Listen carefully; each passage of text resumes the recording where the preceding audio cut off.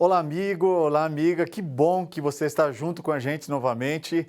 Esta é a nossa Semana da Família Fortalecidos para Vencer. Que bom que você tirou um tempinho para poder estudar a Palavra de Deus, para juntos trocarmos algumas ideias, ouvirmos a voz de Deus vinda da Santa Bíblia e gastarmos também algum momento orando. Então, seja muito bem-vindo, nós vamos para mais um estudo da Palavra de Deus.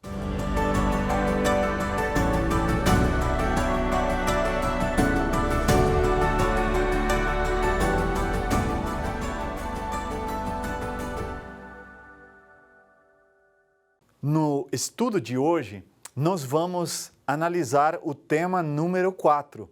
E o tema número 4 fala sobre fortalecidos para vencer a tentação. É verdade que existem todo tipo de tentações que ficam assediando a família, os filhos, o casal, a esposa, o esposo, o convívio do lar. E é sobre esses assuntos que nós vamos falar hoje. Mas antes, eu quero convidar você para curvar a cabeça, se você puder, fechar os seus olhos, e nós vamos fazer uma breve oração ao nosso Deus. Pai querido, Senhor, muito obrigado porque podemos abrir a Tua Palavra mais uma vez. Obrigado porque temos a liberdade de ouvir essa programação e de forma muito especial quero pedir que o Senhor abençoe de forma proeminente cada amigo, cada amiga que está olhando para a tela do seu celular, para a tela do seu tablet ou do seu computador, não importa o lugar onde essas pessoas estão, mas que nesse momento o Santo Espírito do Senhor possa conduzir tanto a leitura da Tua Palavra, tanto também, Senhor, assim também como os nossos pensamentos. Fica conosco e muito obrigado, Senhor, desde já, em nome de Jesus. Amém. Muito bem, como eu estava dizendo, nos tempos que vivemos, que não são tempos fáceis, existem um sem número de situações que chamam a atenção e às vezes podem provocar algumas situações graves, algumas situações sérias que podem comprometer a felicidade, a paz, a tranquilidade de uma família. Volta e meia ouvimos falar de filhos que começaram com alguns relacionamentos de amizades com pessoas do colégio ou da faculdade e daqui a pouco essas amizades começaram a ficar mais fortes, os vínculos se tornaram mais fortes e daqui a pouco aquele rapaz, aquela menina que foi educado nos princípios da Bíblia começou então a partir para um outro lado, os convites para ir numa festa, às vezes até uma festa clandestina, é nesse tempo que a gente acabou de passar os últimos anos e aos poucos vem o convite para o cigarro, vem o convite para a bebida alcoólica e vem o convite para a sexualidade fora do plano de Deus e tantos outros convites que são feitos não apenas para os jovens, mas também para os adultos e para as crianças no mundo de hoje. Entre o emaranhado enorme que Satanás tem para oferecer, entre aspas, à família, existe talvez o mais poderoso instrumento de tentação que tem destruído a maior quantidade de lares, seja a tentação relativa à sexualidade. Nós sabemos muito bem que nos planos de Deus o sexo ele é fruto da intimidade de um relacionamento entre um homem e uma mulher que se conservaram um para o outro, primeiro em um laço afetivo, num laço emocional, e que então buscaram a bênção de Deus para que depois, posteriormente, pudessem então unir os seus corpos e ali começar a viver a experiência da sexualidade. Deus não é um Deus injusto, Deus é um Deus que Ele fez as coisas boas, conforme a Bíblia diz, e para que o ser humano pudesse ter prazer. mas entenda prazer no verdadeiro sentido de Deus, com a bênção dele, com a presença dele. E este foi o sentido não apenas de reprodução, no caso dos nossos primeiros pais, mas também da sexualidade como um objetivo de prazer, de trazer felicidade ao homem, felicidade à mulher, essa complementação, porque a sexualidade traz essa intimidade, esse companheirismo dentro do plano de Deus. Porém, quando o ser humano pecou e a desconfiança, o medo, a insegurança e o mal começou a fazer parte do coração do homem e da mulher, começaram a acontecer todos os outros desvios que Deus não havia falado. E então, com o passar do tempo, vieram os relacionamentos poligâmicos, um casamento que não era apenas um homem e uma mulher, era um homem e várias mulheres. Vieram os relacionamentos homem com homem, mulher com mulher. Inclusive, a Bíblia até menciona de relacionamentos entre homens e animais e todo tipo de desvios que você possa imaginar fora do plano de Deus. Esses desvios do plano original de Deus existem até hoje. E, por incrível que pareça, uma das maiores indústrias, ou mais bilionárias indústrias hoje no mundo, talvez seja a indústria da pornografia, onde as pessoas gravam filmes, gravam propagandas, investem em séries e um centenar de outras coisas para cativar a mente de homens casados, de mulheres casadas, de jovens adolescentes, inclusive de crianças. Portanto, a sexualidade talvez seja a maior arma que Satanás tem usado para destruir o casamento, inclusive casamentos cristãos. Nos últimos anos, pessoas pertencentes a igrejas, pessoas até muitas vezes ativas na igreja, elas têm experimentado a dor do adultério, a dor do abandono, a dor do assédio, do abuso e tantas outros desvios que têm acontecido.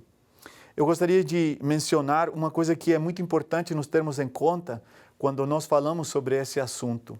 É um assunto delicado, eu sei que é um assunto delicado, porque mexe com a natureza do ser humano.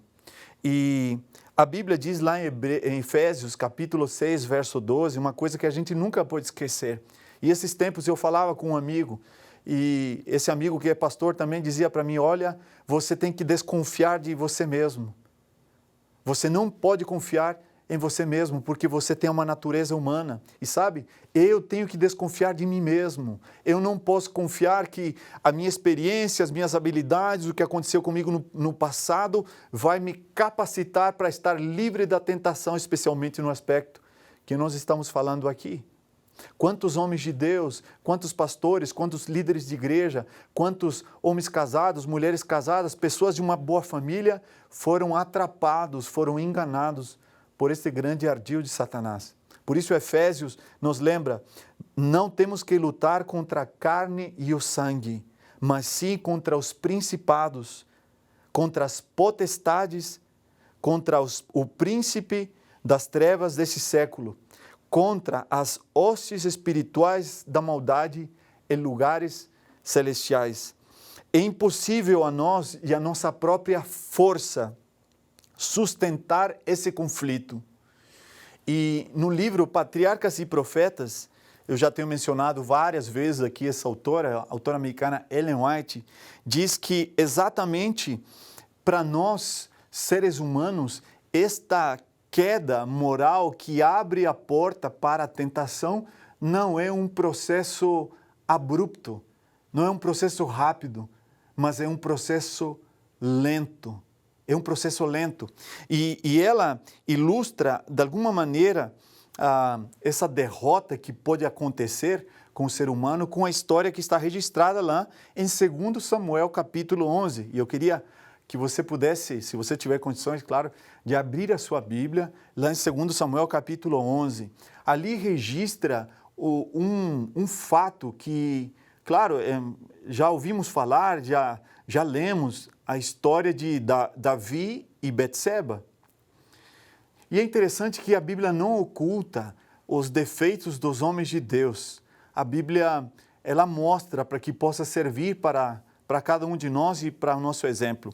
E vamos ler aqui alguns versículos de 2 Samuel capítulo 11, diz assim que decorrido um ano, no tempo em que os reis costumavam sair para a guerra, Davi então enviou a Joabe e aos seus oficiais e a todo Israel para que eles destruíssem os filhos de Amon.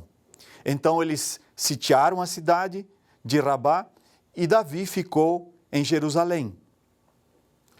Uma tarde, Davi se levantou do seu leito e andava passeando no terraço do palácio real. Então dali ele viu uma mulher que estava tomando banho, a qual era muito bonita. O verso 3 diz que Davi mandou perguntar quem era aquela mulher. E disseram-lhe que se tratava de Betseba, filha de Eliã, casada, mulher de Urias, o heteu. Então Davi mandou mensageiros, diz o verso 4, que a trouxessem. E ela veio e ele se deitou com ela. Ora, Betseba tinha acabado de se purificar da sua impureza da menstruação. E depois ela voltou para sua casa. A Bíblia diz no verso 5 que Betseba concebeu e mandou uma mensagem para Davi dizendo, estou grávida. Quando Davi soube, diz o verso 6, enviou mensageiros a Joabe dizendo, por favor, mande-me Urias o heteu. E Joabe então mandou Urias a Davi. Quando Urias chegou, Davi perguntou como estava Joabe, como se achava o povo, como estava indo a guerra. E o verso 8 diz, depois então Davi disse a Urias, vá para sua casa, descanse. Urias então saiu do palácio real e logo saiu atrás dele um presente da parte do rei. O verso 9 diz que, porém, Urias dormiu junto à porta do palácio com todos os servos do seu senhor e não foi para casa. Então relataram isso a Davi dizendo, Urias não foi para casa. Então Davi disse a Urias, você não vem de uma longa viagem? Por que não foi para casa? E aí a história continua. Amigos, é interessante, mas esse relato que aparece aqui em 2 de Samuel capítulo 11, nos mostra alguém que sempre foi alguém vitorioso.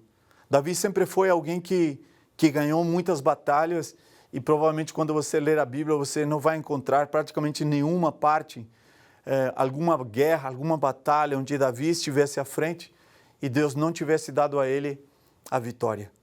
Mas essa passagem aqui da Bíblia, eu gosto sempre de dizer, que menciona o único homem que derrotou Davi ao longo de toda a sua vida. Urias foi o único homem que venceu Davi e não precisou vencê-lo com nenhuma flecha, com nenhuma arma, com nenhum tiro, com nenhum revólver. A Bíblia diz que Davi havia cometido adultério e foi uma coisa pensada, planejada, e que para ocultar o seu erro, ele mandou trazer o marido daquela mulher. Então pensou, se eu der folga para ele, ele poderá ir para casa, se deitar com a esposa e ninguém saberá que essa gravidez não é a não ser do marido.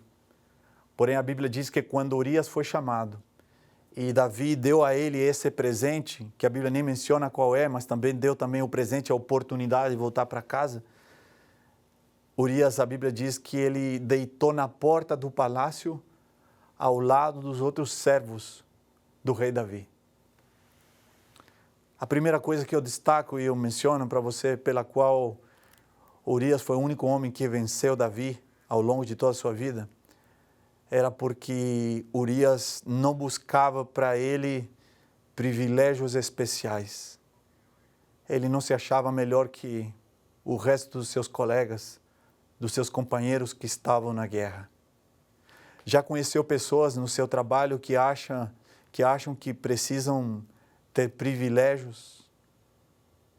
Já conheceu pessoas que sempre estão buscando uma maneira de serem tratados de forma diferente? Até mesmo dentro de casa, dentro da família, às vezes nós que somos pais e temos filhos, pensamos que temos alguns privilégios que os nossos filhos não podem ter.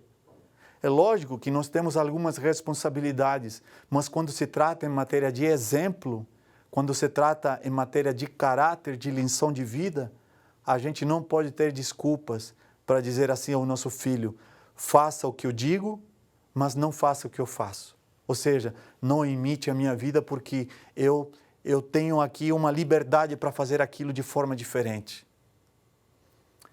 Urias não se achava que era melhor que os outros. Tem gente que, às vezes, por algumas situações na vida, mudou de emprego, ou ganhou um pouco mais de dinheiro, ou conseguiu se formar, ter um diploma, e esquece dos seus amigos lá do bairro.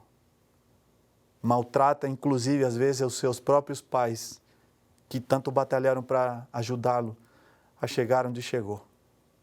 Tem gente que gosta de olhar as pessoas de cima para baixo, quando, na verdade, Jesus nos ensina que nós temos que olhar as pessoas de baixo para cima, como sendo servos e tentando ajudar a levantar as pessoas na sua caminhada em direção ao céu.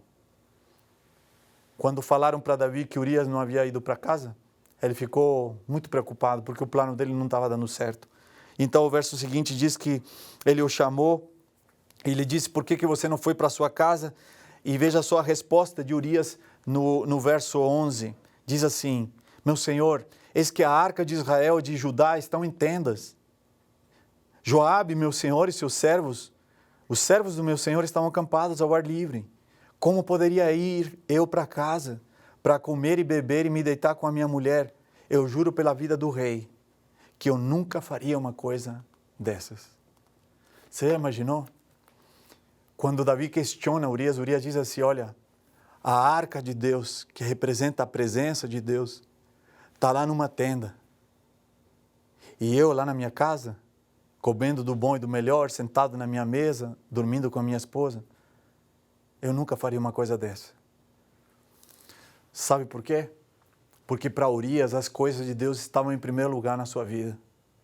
Para Urias, a arca de Deus estava em primeiro lugar. E não se trata só de cantar na igreja: Deus é primeiro, Deus é o melhor. Urias vivia na prática. As coisas de Deus estavam em primeiro lugar para ele. Para Urias, a arca do Senhor estava nas suas primeiras opções. Servir ao Senhor, adorar ao Senhor estava nas suas primeiras opções. Mas repare, tem uma outra coisa que ele menciona aqui. Ele diz assim: e os servos do Senhor, do meu senhor Joabe, estão acampados no ar livre. Ou seja, a preocupação de Urias era com as coisas de Deus e, em segundo lugar, com o ser humano. Ele pensou assim: como é que eu posso estar em casa quando meus colegas estão lutando para não morrer e dando a vida pelo reino? Sabe, não existe verdadeiro cristianismo se nós não somos capazes de nos importarmos com o ser humano que mora em frente da nossa casa. E vou ir um pouco mais profundo: não existe cristianismo de verdade se nós não nos importarmos com aqueles que moram dentro da nossa casa. Às vezes o nosso filho chega da escola, da faculdade, come um pouco e vai direto para o quarto e fica ali dentro do seu mundo digital. E eu pergunto: quando foi a última vez que nós importamos com ele, nos demos um abraço no nosso filho, na nossa filha? Filho, o que está acontecendo? Como é que está a sua vida? Tem alguma coisa que eu possa fazer por você? Quando foi a última vez que nós fizemos isso? Importarmos com o ser humano, isso estava dentro das características de Urias. A Bíblia diz que Davi ficou olhando que tipo de homem era esse. O verso 12 diz que então Davi disse a Urias: então fique aqui hoje, de amanhã eu vou mandar você de volta para a guerra. Urias então ficou em Jerusalém aquele dia e o dia seguinte. E o verso 13 diz que no dia seguinte Davi convidou Urias para comer e para beber com ele, e ele o embriagou. E à tarde Urias saiu e foi deitar-se no seu leito na companhia dos seus servos, junto com seu senhor, e não foi para sua casa. Veja que coisa impressionante. Urias, mesmo bêbado, era mais lúcido que Davi sem bebida. Sabe por quê? porque Davi estava embriagado com uma bebida que embriaga muito mais, que mata muito mais, que destrói muito mais, que é o pecado. E Urias era alguém correto, alguém que se desviava do mal. Por isso que a Bíblia diz que, mesmo embriagado, o plano de Davi não deu certo. Quando ele viu que de todas as maneiras ele não conseguiria levar adiante os seus propósitos, a Bíblia diz que na manhã seguinte ele escreveu uma carta a Joabe e mandou por intermédio de Urias, e escreveu na carta o seguinte: ponha a Urias na linha de frente, onde o combate for mais intenso, e depois deixem-no sozinho, para que ele seja ferido e morra. Percebeu uma coisa? O adultério levou à mentira, que levou à bebida e que levou a planejar um assassinato. O pecado, a tentação, quando ela é executada, quando nós afastamos dos planos de Deus, e aí que está o detalhe. Por que Davi chegou nessa situação? Porque ele tinha tantas vitórias na sua vida, que ele passou a confiar mais na sua força e se afastou da comunhão com Deus. Você pode ser o que você seja hoje, quem quer que seja você hoje, um pai de família, uma esposa, um líder de igreja, não sei quem é você. Mas o dia que nós perdermos a nossa comunhão com Deus e nos afastarmos da palavra do Senhor, do estudo da Bíblia, da oração, do compartilhamento dessa mensagem com outras pessoas, nossa vida espiritual vai começar a minguar, vai começar a definhar e vai ficar apenas a casca, todo mundo achando que nós somos o tal, o cristão, o pastor, o líder, a esposa, o filho. Mas por dentro, nós estamos lentamente cedendo às artimanhas do inimigo. A Bíblia diz que Joabe cumpriu o propósito pelo qual o Davi escreveu a carta. E Urias foi abandonado e foi morto. A palavra de Deus não termina ali, graças a Deus por isso, porque mesmo com tudo que Davi fez, Deus perdoou o seu pecado, Davi se arrependeu e ele foi capaz de escrever lá no Salmo 51, verso 10, cria em mim, ó Deus, um coração puro e renova dentro de mim um espírito inabalável. Existe cura para o pecado da sexualidade fora do plano de Deus. Existe cura para a pornografia. Existe cura para o adultério. Existe cura para o assédio, para o abuso. Existe cura para todo tipo de tentação que Satanás coloca. Sabe qual é a cura? A cura se chama Jesus Cristo e seu relacionamento com Ele. Eu pergunto, gostaria você de fazer um pacto com Deus para abraçar esse convite que Jesus está fazendo, abandonar o pecado e começar a experimentar a paz que só Cristo pode dar no seu coração? Gostaria de você de orar como Davi e dizer: Senhor, cria em mim um coração puro, faça de novo, refaça a minha vida para que eu possa voltar a ter a minha família de volta, para que possa voltar a ter o respeito dos meus filhos, o respeito da minha esposa, o respeito do meu esposo. O Senhor é poderoso e Deus é poderoso mesmo para fazer isso. Mas você precisa tomar uma decisão. E sabe qual é a decisão que você precisa tomar? A mesma decisão que Urias tomou. Qual foi essa decisão? Se afastar do mal e servir a Deus de todo o coração. Se esse é seu desejo, é nesse momento, eu convido você para curvar a sua cabeça e fazer comigo essa oração. Pai querido, sabemos que o pecado, a tentação e todos os pecados que a tentação envolve têm destruído, Senhor, grandemente a vida de milhares de famílias, até mesmo dentro da igreja. Mas também sabemos que o Senhor é poderoso para nos ajudar a entender que somente um relacionamento íntimo contigo a cada dia, desconfiando de nós mesmos, da nossa natureza, vão fazer com que nós possamos permanecer firmes contra as ciladas do inimigo. Senhor, se há uma família, se há um esposo, se há uma esposa, se há um filho que estava envolvido em alguma situação, Senhor, errada, que está destruindo a sua vida, destruindo o seu lar, destruindo o seu casamento, destruindo o seu futuro, Senhor, que nesse momento ele possa acordar, que ele possa ser acordado pelo Espírito Santo e ele possa tomar a decisão firme de voltar aos teus braços e dizer como Davi, Senhor, cria em mim um coração puro e renova dentro de mim um espírito inabalável. Que esse possa ser o desejo de cada um de nós nesse momento, em nome de Jesus. Amém.